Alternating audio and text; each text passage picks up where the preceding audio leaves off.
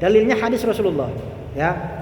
Li'annahu warada an Rasulillah sallallahu alaihi wasallam annahu atau waqtun wa huwa fil masjid wa syaghala anhunna wa lam yatamakkan min an yusallihinna qabla al-'asr thumma ba'da dzabal waqtu wa qad shallal al-'asr sallahunna fi baitihi fasalatu sayyidah Aisyah faqala laha innama huwa rak'atani wa fi riwayatin arba rak'atin qabla al-'asri syaghalani anhunna al-waqtu wa shallatuhunna ba'da al-'asr. Jadi tadi itu sholat sunnah qobliyah subuh boleh dikerjakan setelah mengerjakan sholat subuh. Sholat sunnah qobliyah zuhur boleh dikerjakan setelah mengerjakan sholat zuhur. Termasuk sholat sunnah qobliyah asar boleh dikerjakan setelah mengerjakan sholat asar. Itu ada dalilnya. Dalilnya disampaikan di sini. Satu ketika Rasulullah Shallallahu Alaihi Wasallam pernah kedatangan tamu di Masjid Nabawi. Kemudian Rasul menyambut tamu itu. Walam yatamakan ayusolihina qabla asar. Kemudian Rasul tidak sempat mengerjakan qobliyah asar. Summa ba'da anzabal waktu sholal asar. Kemudian setelah mengerjakan sholat asar, baru shallahunna fi baiti. Setelah mengerjakan sholat asar, baru Rasul pulang ke rumah. Kemudian mengerjakan sholat sunnah qobliyah asar dikerjakan setelah mengerjakan sholat asar di masjid. Beliau pulang, qobliyahnya dikerjakan di rumah setelah mengerjakan sholat asar di masjid.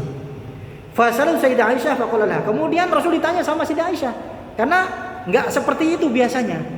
Ya, enggak seperti itu. Kata Sayyidah Aisyah apa? Innama huwa rak'atani wa fi riwayah arba rak'at. Ya Rasul, Anda kan sudah sholat asar di masjid. Kok sholat lagi di rumah? Ini sholat apa? Kemudian diterangkan, tadi ada tamu ketika waktu asar, kemudian saya tidak sempat mengerjakan qobliyah asar.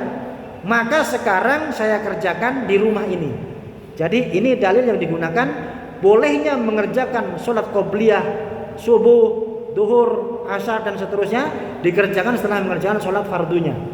Ini ada dalilnya bahwasanya Rasulullah satu ketika menemui tamu, kemudian saking asiknya berbincang, ngobrol, kemudian waktu sholat asar langsung sholat asar, kemudian beliau baru mengerjakan qobliyahnya setelah mengerjakan sholat asar di rumah.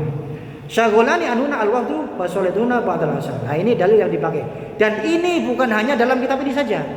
Dalam kitab perbandingan mazhab, dalam kitab perbandingan mazhab itu juga disampaikan itu sama, ya. Kalau di sini itu sholat asar, tapi kalau dalam dalam kitab yang lain itu sholat duhur. Tapi intinya sama. Intinya sama, dibolehkannya bagi orang yang tidak sempat mengerjakan qobliyah itu boleh dikerjakan setelah mengerjakan sholat fardunya.